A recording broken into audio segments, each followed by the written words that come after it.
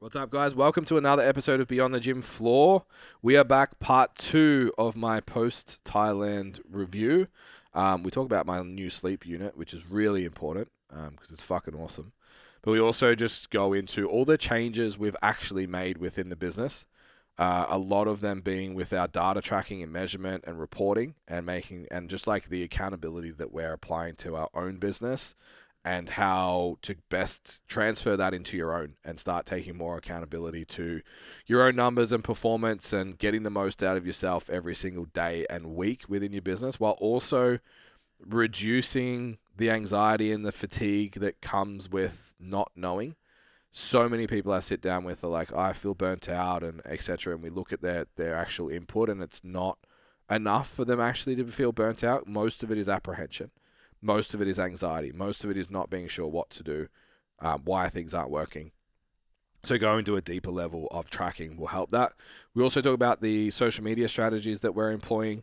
A big take home that we've been saying for a long time is personal trainers shouldn't have business accounts, they should have personal accounts. And we've just gone out and absolutely proved that by more than doubling our organic audience moving to a personal account for our business-focused content. If you're interested in working with us, which hopefully by the end of the episode, if not right now, you already are, don't forget, go to standoutpt.com. You literally just put your details in. I'll contact you and book a time to chat. In that chat, I'm going to have a look at all the business metrics that I need to know. I'm going to ask you what your goals are, where you are right now, and what's actually getting in the way, and I'm going to solve a problem for you. So I'm not just going to get on and start selling you the product. I'm going to solve the problem that you come to me with. If I do a good enough job of that, then I will ask, would you like to find out more about Standout PT? And you can say no. I know you won't, because there'll be so much value in that time and you'll want to work with us, but you get that problem solved on the spot, one-on-one with me for free. So take advantage of it. For now, just hit follow or like or comment or subscribe or do something to interact with the podcast. It helps with the reach and all of these metrics that we're trying to track. For now, enjoy the episode. We'll see you next week. So I bought a new accessory for my bed. My Oola finally died. Oh, yeah? What'd you get? Chili pad? 6 years. No, so Oola is pre-chili pad. Oh, yeah. That's the system. Yeah. So I've been having a look around and I was like looking at 8 Sleep and all of that. They're like, what would a 8 Sleep be here in 4K. AUD? Yeah, 5K, yeah. And then Chili's not, the chili pads are no better. They're like $4,000. Yeah, There's the good one. 90% of them are 4K. By the time you go to queen size and all of that. Fuck, I got king, man. That means it'd be even more. Even more, yeah. Yeah, and then like the 8 Sleep, the app's like fucking $30 a month or something. It's ridiculous. Buy more and buy again. So I bought an Oak Sleep. What is that? It's an Aussie one. Yeah. Same thing, water cooled. Bro, I don't know what the other ones are like because I haven't tested them. My only reference is the Oola system. Is the Oak Sleep Hub 2? Is that what you got? Yeah. It is so fucking quiet. Yeah. I'm like used to having jet noise in my room while I sleep. Last night I was like, I'm uncomfortable with how quiet it is. Hey, this is pretty good, man. So I installed it last night. So I got it yesterday, installed it last night. Yeah. The pros, so fucking quiet, dude. So quiet. The mattress topper is really comfortable. So I'm very happy with that because it was like, it's quite thick. I was like, I hope this doesn't fuck with my mattress. Did you get the splitty or the full one? Oh, you can only do split king, don't worry. What's that? It's like 2 different mats or something. Split king would be 2 parts They're of the too bed. big, so you need 2. Yeah, 2. Yeah, you would need to. You could control the. No, so you can anyway. It's split. Yeah, bro. You have dual control. Fuck yeah. The split king would just be so big that you need 2 mats. Right. Yeah. Yeah. Well, and 2 units. I'd have probably. to get one that They all deviate. Yeah. Do you reckon it would collect too much dog hair, like Mav's dog hair, because his dog is wild? So let me go through the review. Okay. Pros. So quiet. Yeah. Cool. Yep. The fans on it are really big and high. The fans on the Oola sucked, so it would get hot. So I used to have to run a fan onto the Oola to cool the Oola down, to cool my bed down. And then if the room was too hot, it was like you have to turn the air conditioner on to keep the Oola cold enough for it to work. So it's like, yes, it's not. There's a lot going around, right? Yeah. What's not efficient? So this was really good. The it has dual zones, so either side you can set it to whatever. No subscription. Aussie as well. Yeah. So it came from Melbourne, came in like 2 days, which I was very happy with. The mattress top is very comfortable. So in the Ula, you can actually feel the tubes. You can't in this. Downside, it doesn't have an app. Oh, okay. So what I used to experience with the Ula was I want it cold as fuck when I get into bed. But at 3 a.m. once the room's cold and I'm not burning carbohydrates and shit like I was when I went to bed, Turn off. I would want to increase the temperature a few degrees. It does have a setting that I think does that, but you can't program it. Oh. It just does it. So it'll just be cold and hot at different times. I'd just assume after a period of time that the temp needs it to would go get warmer and It's kind of whatever. like a seat warmer in a car. You know, they just like start at 3. Yeah. And it goes to 2 bar, then to 1. Correct. So that's how this works. Yeah, okay. So obviously I didn't try that, but it meant I just had to guess what temperature to set it at. Yeah. And I fucking fluked it, and it was perfect. Yeah, cool. Perfect. What would you start at? 18? Yeah, and then go up to like 20? No, I just left it at 18 all night. Oh, yeah. I didn't do the Well, I'm pretty sure cycle. Room temperature is supposed to be 19 degrees. So 18's perfect. Pretty close, yeah. So the Ula was weird. Like you could feel it was cold, or it wasn't. This is like, it felt like it was sucking the heat out of me, if that makes sense. So like, if I lay on a Fuck, there's times of the year where I need that. yeah, it's like if I lay on a mattress, I can feel myself heating up the mattress. Yeah. It feels like it's just pulling that away. If I do There's a PM no- session, I feel like I glow. Agreed. Yeah. Yeah, I can like get into bed and feel sunburnt. Mm. Like my back feels sunburnt. I'm that hot. Yeah. This just like pulled Cools that. you. And it was like it was a cold night last night, so it'll be interesting when it's hot. But it was $1,800. Doesn't look like it's going to be hot anytime soon, cuz. Nah. But my issue during winter is if the outside temp is cold, I bury into the blanket, but then I cook in the blanket, so I wake up with fucking night sweats, and then it's cold. Yeah. If you wanted to, could you heat it up? Yes. Like if you... Oh, yeah, nice. Yeah, so you can use it like a hot Like water. a hot... what do they call it? Electric blanket. Yeah, that's it. Yeah. Fuck, it's mad. Yeah, so it's even got a cooling side and a comfort side, so you could... Yeah, because our bed gets cold because it's on the second story. It's in peak of winter. Yeah, it's like 0 degrees outside. Yeah. If I move outside of the cocoon I'm in, Yeah, it's cold like as fuck. it's like ice. Yeah. You know? So instantly waking up. This would solve that. Yeah. Yeah, Fuck, it's but not bad for $1,800, man. not having the app, like I was a little bit...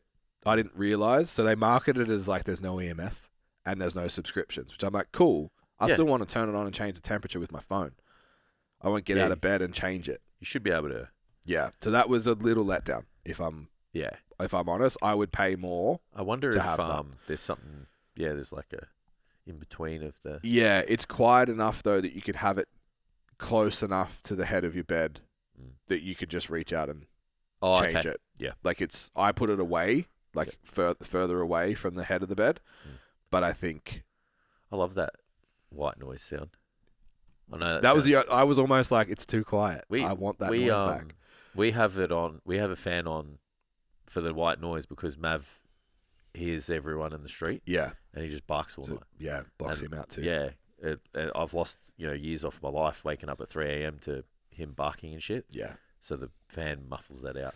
Yeah, so then hopefully he'll catch them as they open the door.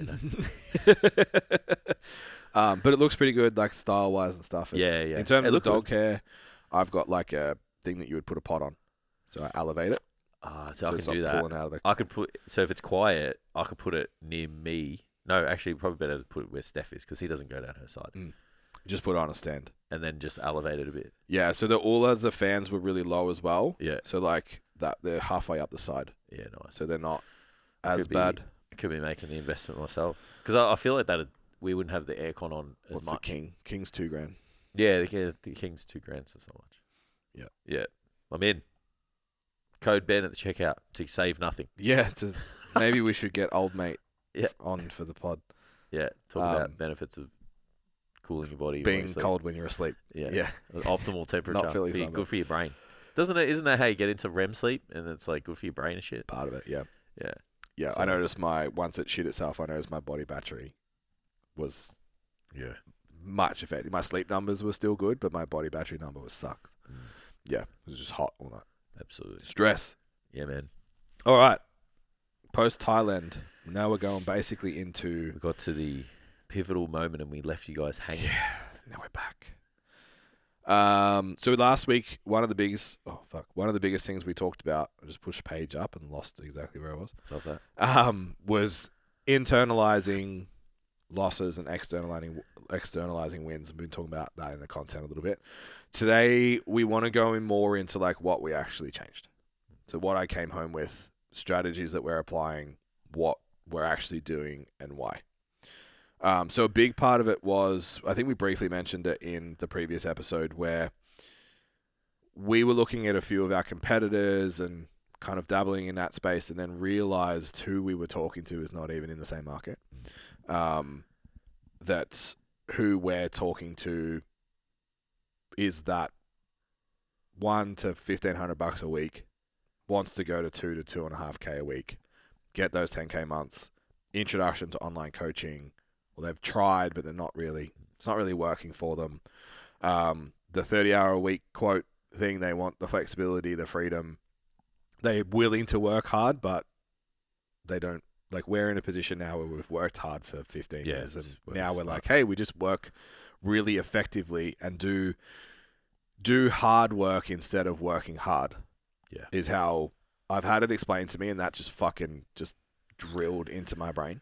Yeah. So the difference between that, right, is like, you could go and spend 2 hours on making a poster for your gym with a QR code that goes to a landing page that has an opt-in and does all of that. That's working hard. You made yourself busy that day. So you can go home and be like, yeah, I had a productive day. I made a poster. Or you could make a phone call. Yeah. Speak to a stranger. Do you know what I mean? Like, Yeah. it's harder to pick up the phone and potentially get rejected. 100%. But it takes a fucking 10th of the time and actually moves the needle in your business. So that's the lens that you need to kind of put shit through. Like, do you think there's ever a time where the hard work has to be there? Fucking oath. Yeah. Definitely. Like, I did a week's worth of work on Wednesday. Yeah, I just like the idea that we're still doing it. Yeah, 100%. That you're just reminding everyone. Yeah. Yeah, like we had a one-on-one the other day, and I was like, mate, at any moment, I'm fucking ready to go. Yeah. Like, it's not like you get to a certain part of business and you go, okay, the minions will take care of this. I'm sure you do, but we're not there. Well, maybe. But, like, what I mean is, like, you're still... But, like, let's say that there's no minions there. It's like, that fucking falls on me, bro. And I'm ready. Yeah. You know, I'm not looking for... Yeah. Well, like, we had someone leave the business and leave 10 hours a week of work. It gets done. Yeah, it has to, yeah. Like, it doesn't change. Yeah. Just trying to find ways with what you currently do where it's like, all right, well, how can I maximize impact? Yeah. And do the hard work, but just do it in the shortest period of time. Yeah, as effectively as possible. Yeah. And then every bit of hard work you do is designed... Every time you're working hard is designed so you don't have to in the future. So that week of work that I did on Wednesday, which is... We'll unpack that at some point, is changing Jess's role from like VA to OBM and building all the procedures for that. Now that's built, the entire idea is to be able to automate that. Yeah. But it had to be built. So it wasn't, hey, can you do this? Can you do this? Can you do this? And just random shit all over the place. It's like, this is exactly the process for all of this to be done in the best possible way. Best possible way we can. Here's everything that needs to happen. Here's all the resources for it. New spreadsheets, new trackers, new measures, new everything. And new processes. All written out. That I could give that to you listening right now. I could give that to you and you could execute it. Doesn't matter. I could give it to a fucking 14-year-old kid to get it executed. It's not going to be done to the standard that Jess is because you actually need to understand the business. Yeah. But the system is followable. Yeah. So making sure when you are working hard, it's creating a version of what you're doing that makes it easier. So one of the biggest things that we've I think the biggest shift, we've spent a long time trying to make things better.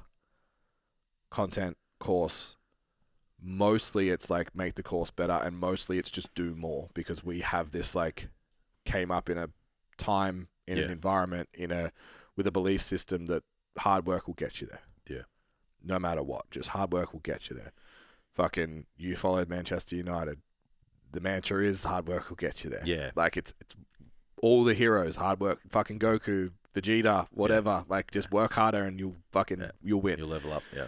So we've always taken that mentality to business. We just haven't always put it into the right spots. Yeah. And we've created an environment where we've overcommitted to working hard without, and it's not even necessarily that we were avoiding hard work. We just didn't know what it was.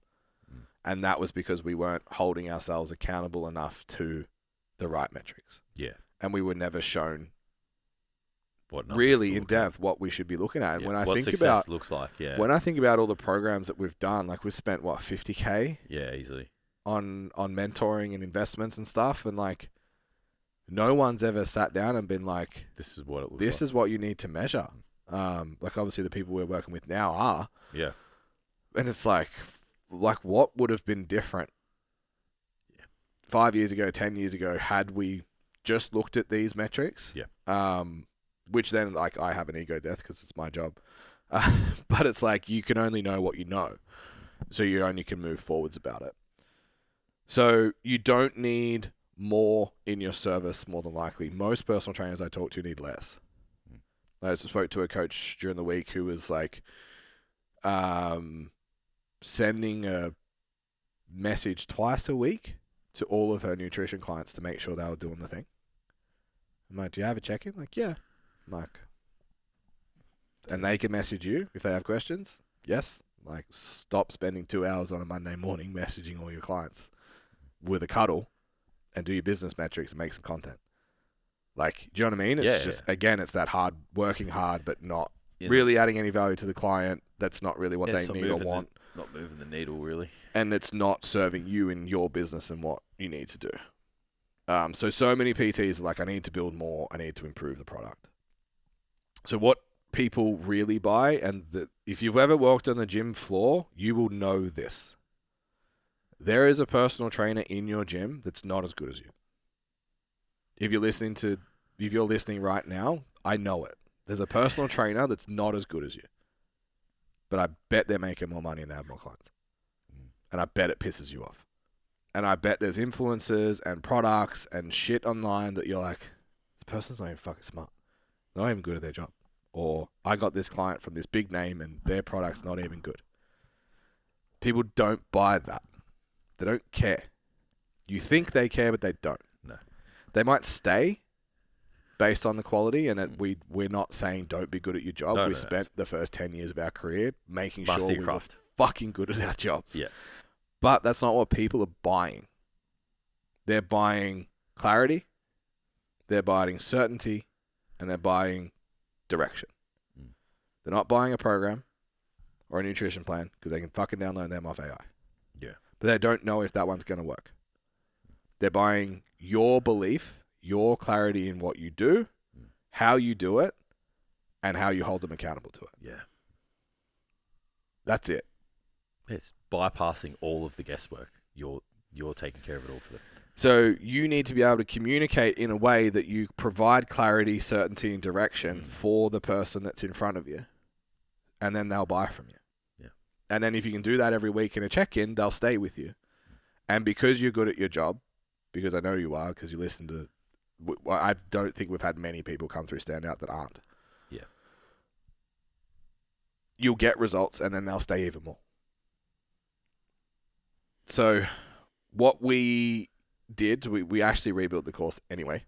But that was based on an idea that we already had, which was giving people just more of that. Yeah. Clarity, certainty, and direction.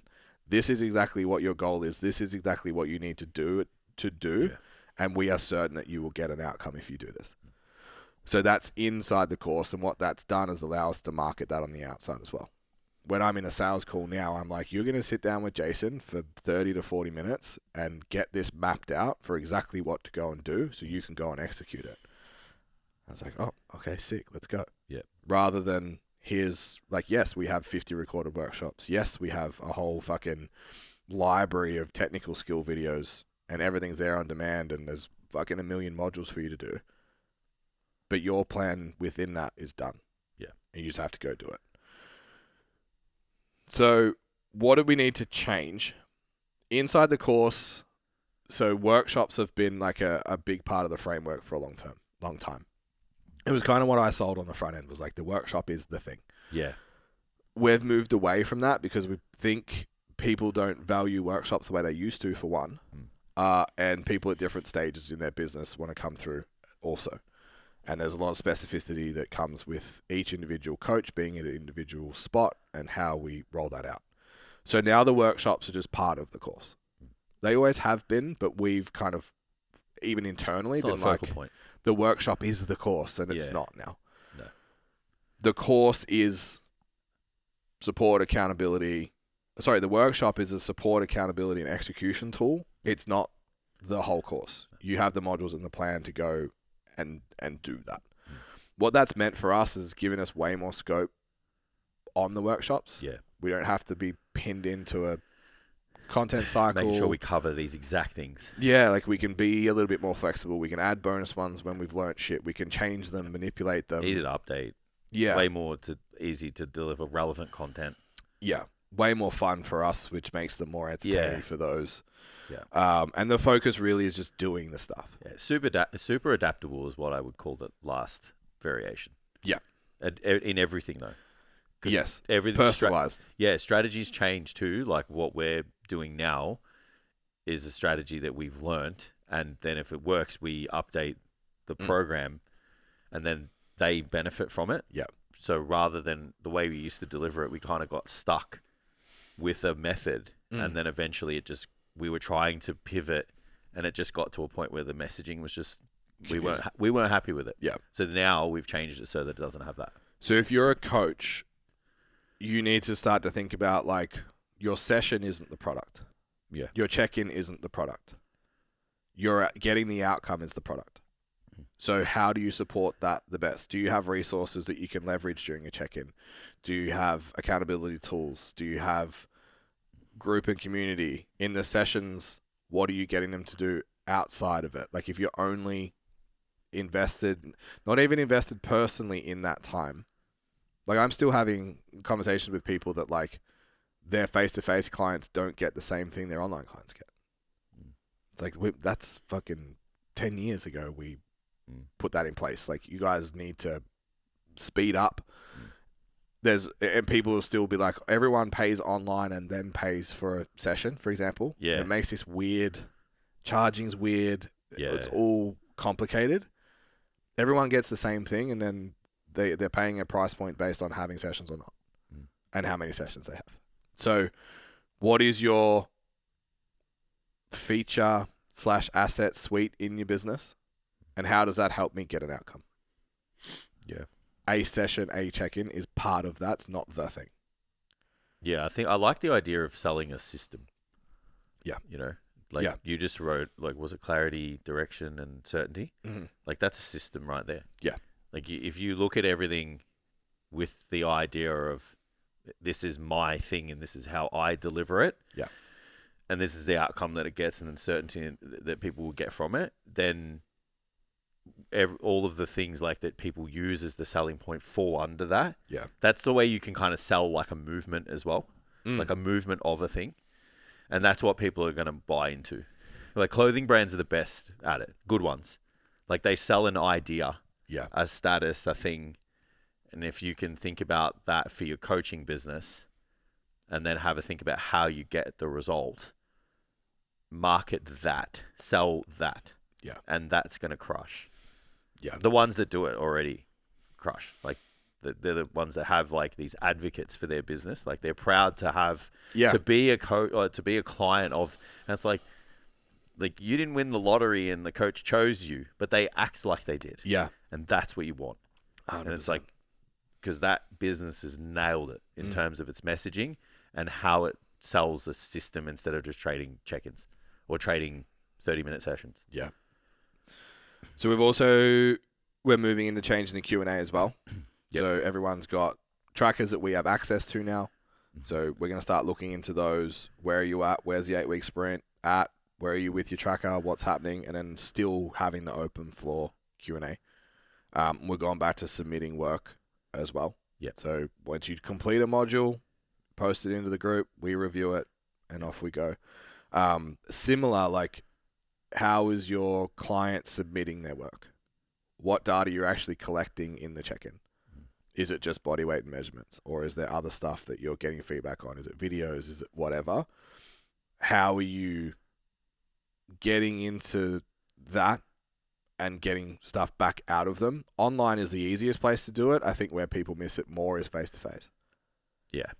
Today we're doing this workout. How was your weekend? And everything's missed. Not food wasn't talked about. Well, it was, how's your food? Good. Yeah. Sweet. Keep going. Let's move on. And then wonder why clients aren't getting results or retention shit or whatever. So our goal is to bring that accountability element to the Q&A as much as we can. Without PTs have a bit of a habit of when you introduce too much accountability, they stop coming. Always have an appointment. So we're trying to Get the balance right. correct. So for us, moving into what's working, and you guys don't need to go in this direction. For us, we know that in our B2B business, long form kills. B2C, we don't have that many people like, hey, I listen to the podcast now, I want to do coaching. Yeah. I think that our B2C podcast, so business to client, if you haven't heard B2C, B2B, because I remember being like, I don't know what the fuck that means when people are saying it. So STC Fit is our B2C product. It's the coaching, because we're still coaches. Just a little flex. That podcast, I don't think sells coaching, it keeps coaching. Yeah. It's almost a retention tool. It's community. It's getting to hang out with us. It's buy-in. It obviously makes socials a little bit easier in terms of content production. There's less we have to do. So it's still effective on that side. But I don't think I would be advising people to start a podcast in a B2C environment. You'd have to have a decent client book and a following to leverage it. Yeah. It's not going to give you a following and a client book. Yeah. You have to get that first, and then the podcast adds to your ecosystem. Correct. I would go with YouTube. So then again, and your goal would be primarily to add value to your clients, but be discoverable. Yeah. So if you do a sleep guide, do a YouTube video on the sleep guide, and that maybe brings someone in, but more often than not, it's a resource to send someone during a check-in. That instead of it being a PDF that lives in your app, it's a YouTube video. Yeah. I think that would be a great strategy. That would still bring in some clients and growing on YouTube. Like we just pushed our account to 1,000 followers pretty quick just with training videos. Yeah. So we know that we need to get people into long form. What we have embodied, what we're looking to embody moving forwards, and I hope you guys have maybe felt this. We want to be your big brother. Jess has got big sister energy in business. So it's about, we've been here for 15 years. We've made all the fuck ups. You don't have to. Let us tell you about that and what's working for us now, because we're a little bit further ahead. We've got a little bit more money to throw around and we're plugged into different rooms than what you are. So let us pass that down and help you. Yeah. Is the energy that we want. So we're going from telling you what to do to what's happened to us. That's the communication.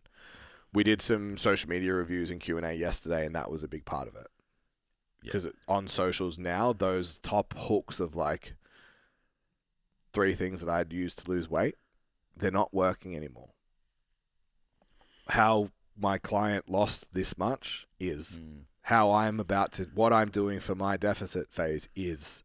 That story element, that being able to buy into you, your vulnerabilities, your personality, you being aspirational, that's what people want to feel right now.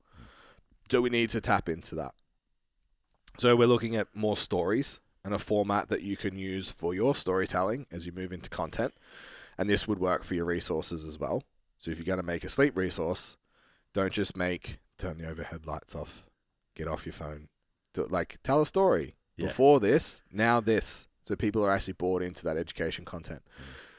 Where I was, what happened, what I realized, what I changed, and then what happened after that.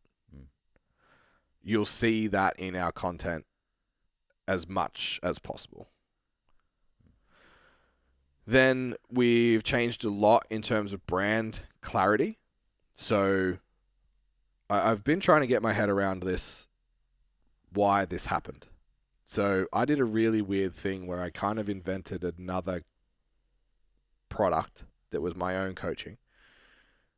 Because for the last 10 years, STC Learn's kind of ran by itself. Yeah. It's been a brand that's over here, not necessarily one of us. Because I've always had my own coaching to drive on my personal page. Then I moved more to business coaching, but I was like, I'm going to work with this person instead of just honing in to learn, which was a really shit business decision, if I'm totally honest. So what we've done from a brand clarity standpoint is my page now is the primary business coaching mentoring page. Yep. I'm the face of that. I'm who you see all the time. The STC Learn page itself is results and pods. That's it. And TAM stuff. You're overflowing with clients, over demand. We're looking for another coach. You're fit.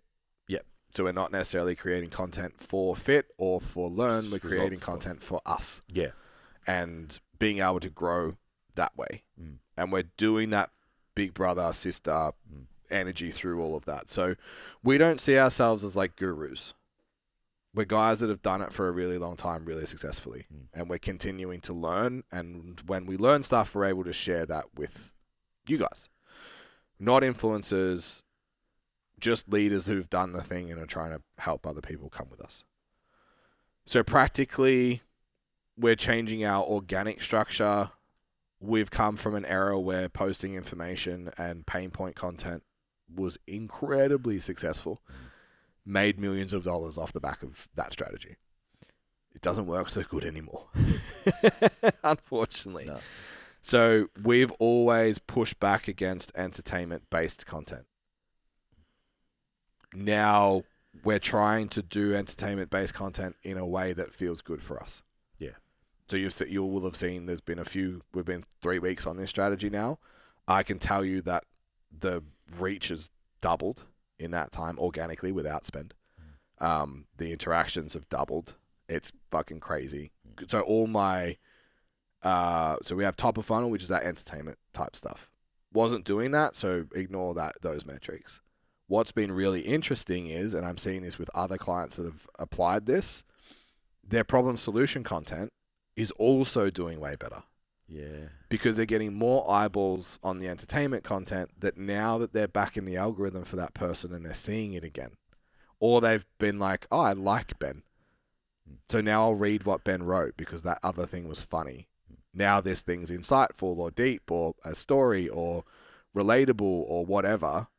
Now they're buying into that as well. Obviously the storytelling and stuff is better, but literally clients have hit a couple of reels that have popped and they're middle of funnel content's actually performing way better as well. Yeah, that's it.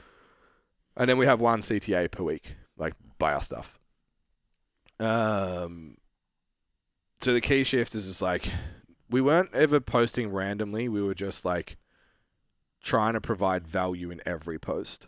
Now, the biggest word that I left Thailand with was connection. So every single post I put out is how do I connect with the person who's watching this? So you that are listening to this right now, how do I connect with you better than any other coach? Yeah. And if I can show that I can connect with you, understand you, show that I've been where you are, felt what you feel, got through it, and now that we're winning, awesome. Because we're not as far away from you as what you think, which I think is a big challenge for a lot of people. And I say this all the time, the biggest feedback we get is we're still coaching. Yeah. So people want to work with us because of that. We've got a few things that will evolve in terms of lead flow. and tune into next week's episode because we're talking specifically some things that will help you guys get leads. But I want to offer more time of my own to solve problems for people, and then use this problem-solving proof then to offer the product. So in the next episode, we're going to talk about 4 delivery methods, and you can literally book a call with me and unpack it for free. Yeah. Because I know that if you spend that 30 minutes with me, I'll make your head explode and you'll want to do stand out with us because you'll get a taste of what it's like. So you could do that as offering nutrition assessments, training assessments. Like, don't call them that because that's really shit. But like, how many times have you seen the post, should I bulk or cut? Yeah. Offer a call. Hey, you liked this post. Do you want to jump on and we can look at whether you should bulk or cut right now? Give me all the information and let's write a plan. How do you execute the plan? I need a coach. Like, you're creating gap. So just offering those calls, I think, is really, really valuable. Because you're not too busy, man. If you don't have a full book, you're not too busy. Solving real problems. We are going to look into running more public workshops and using them as conversion events as well. Right now, we're focused on just doing one thing at a time and getting it right. Yeah. So at the moment, it's the follower campaign, which this week, in the last 2 days, I feel like we've turned the key with it, and it's going really well. For context, since I've left Thailand, our return on ad spend has been an average of 45. And for context, in a B2B environment, 3-to-1 is the target. And we're going at 45-to-1. So riding the wave. I'm going to say it's working right now, but we're not going to expect it to stay like that all the time. It seems to be in the coaching space, lots of people are winning by running events. Yeah. The challenging part is sticking with running events while they flop until you get the one that works. And it'll be the headline, and then you'll need to get good at running a workshop that creates a gap, that then creates urgency for people to want to work with you, and being good at presenting, and all of those types of things then become important. You can run them in your gym. You can run them with your current clients and open it up to the public. That's what I would do. What we've done successfully in the past is like run a monthly workshop for our clients and invite people. Yeah. The trick with that is obviously if you want to pitch really hard, which is probably the goal, it makes it a little bit more challenging. Yeah. So probably an advanced strategy where you would need to have all your ducks in a row already with content and be willing to run ads and all that kind of stuff. But it's something that we're going to consider. Giveaways is another one, which we talk about next week. We go in pretty deep with that, is another one that I think we would probably look at. What's your... and then the other thing is like absolute accountability is the biggest thing, and that's what I've kind of finished off this week. We've added 2 new trackers, and I'll give you guys the standard operating procedure of how our business runs so you can see it from the outside looking in. On a Monday morning, we have a finance directors meeting. We bring up what we call our God Doc, which is every unit accounted for in a document.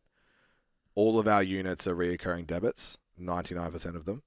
So they're tracked every week, profit and loss on every product, profit and loss on the business, expenses, ad spend, return on investment, and cash flow summary every single Monday. Now what I've done is created an AI system that Jace will eventually automate that can write a report on that and give us the highlights. Yeah. Essentially, so we know what we need to focus on, where we need to put our energy, what we need to do. Yeah. Even just writing that, like one of the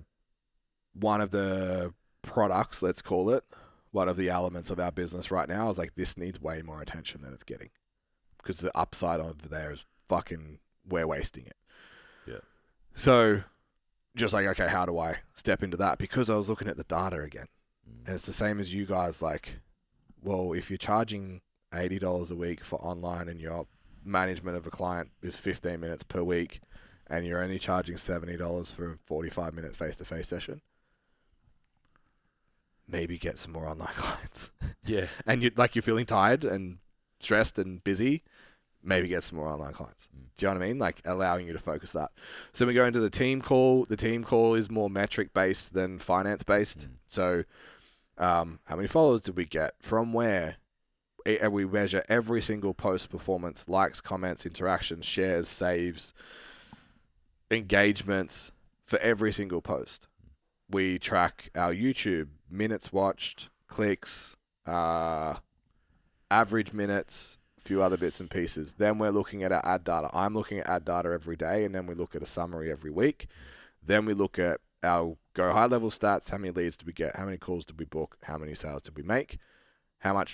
What was revenue and profit? And then what was our return for that week? What did we do in sales? And what was that based on return on ad spend? Now, for most personal trainers, you're going, what the actual fuck? You don't have most of that. Yeah. You should be tracking face-to-face clients, all of the sales data, all of the social media data, your online clients, your retention rates, your cancellation rates, your growth within your social media. Every single one of those things should have a metric. The more metrics you have, the more information you have. Absolutely. Then we're running a report on that every week. That weekly report gives us, again, what did we win on? What did we not win on? Even to the point where you haven't seen this yet because I'm introducing it on Monday. We've made an evergreen task list spreadsheet. So what are you supposed to do every single week? And it needs to be ticked off. The AI will actually go in and see who's done their tasks. And then in the report be like, hey, Ben hasn't done his ad thing. Yeah, that's cool. Focus on that again. Get switched on back on that again. We've got a calendar running and it'll tell us, hey, don't forget in 4 weeks' time you've got the photo shoot. Like just all of that is assessed and then fed back to us. And you guys can set this up as well. Then every month we take 4 of those documents, upload them with another prompt, gives us a monthly report. Just slightly high level. What was the trend? What do we need to look out for? What do we need to hone in on? And success as well, because we don't do that well enough. Yeah, what went well. Yeah, so we take all 4 of those reports and bang it in. Now we get a monthly report. Then we take 12 of them and the monthly reports and run a quarterly report. What were the targets for the quarter? Did we achieve them? Why? Why not? Talking about doing hard work versus working hard. Sitting down to analyze your success or failure is one of the hard work elements of business. Being willing to sit down and be like, yeah, I missed the mark this week. Yeah. I didn't do what I said I was going to do. I didn't hit the targets that I wanted to do. Or we missed it altogether. Yeah. Didn't go the way we wanted it to. Correct. I think one of the weaknesses we have had is we haven't held ourselves accountable enough to data. Yeah. And this solves that. Yeah.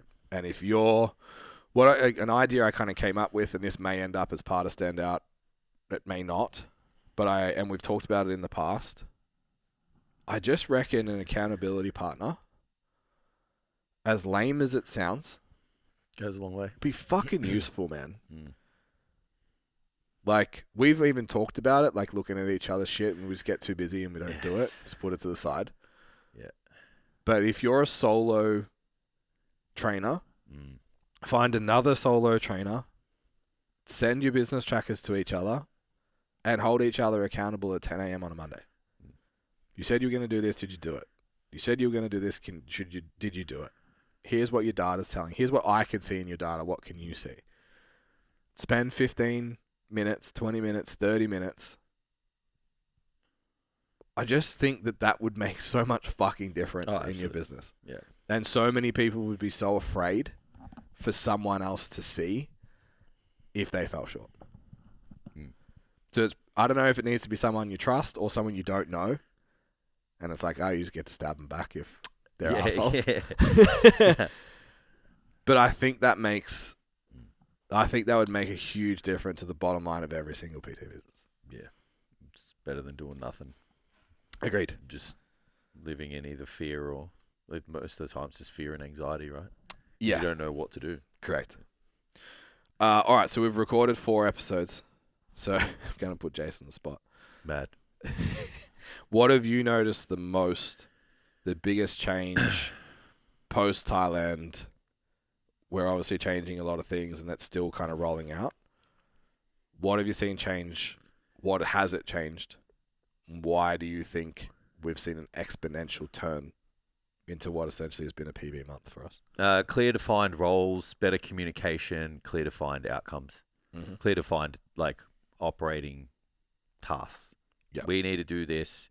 This person does this. This person does that. This person does that. Yeah. Better communication. How would you pass that on to a solo trainer? Well, there's like every business would have certain divisions of it, so you would need to know what they are. So like lead, sales, retention, service would be probably the easiest way to break them up. Yeah, maybe marketing. Yeah, marketing. Oh, would you be said leads. leads. Yeah. And then know what each kind of sector has to be fulfilled within that, and then you would have to make sure that throughout the week, like working in your business, like you're fulfilling all of those things. Yeah. So there's going to be a bit of time where you're like reviewing everything, like I said, do a check-in on your business in a meeting, and then there's going to be within that meeting, like, all right, this needs to be done. Where does it fall? Under lead, sales, systems, or marketing. Said 3 hours I've given myself for this week, I'm going to work on systems, I'm going to work on sales, I'm going to work on marketing, and then there'll become a point where you're like, fuck, I have to, like, this is too big now, I need to outsource, I need help or whatever. It's like you either leverage software, another person or whatever else to fill those gaps, and just kind of, that's how you start scaling. And then that's the other one that you get to think about. Yeah. I like it. Hopefully there's some take-home lessons. If not, I hope it's at least just interesting to see what we're doing and how that kind of funnels out to the people we're working with as well. If you do want to work with us, stcfit.com, go to Standout PT, put in an inquiry to come through. I'll jump on a call with you. We'll have a look at whatever metrics you have. There's a bunch of metrics I go through in that call.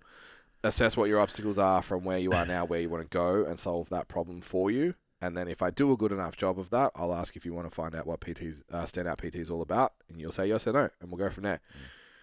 For now, though, if you're not already following us, hit follow or subscribe, depending on what channel you're on, and maybe just leave a comment. What did you take away from this episode? What was the biggest lesson for you? What are you going to change? What you're going to change is probably the biggest one. Yeah. Because like this episode for me it's that big brother energy of I don't want you just to listen. Like, what are you actually going to do differently? That's impact for me, is knowing that someone did something different off the back of listening. So, as always, thanks for tuning in. Make sure you listen next week. We've already recorded it. It's a really good episode. Very specific takeaways for you guys to apply in your business immediately. Thank you very much. See you next time.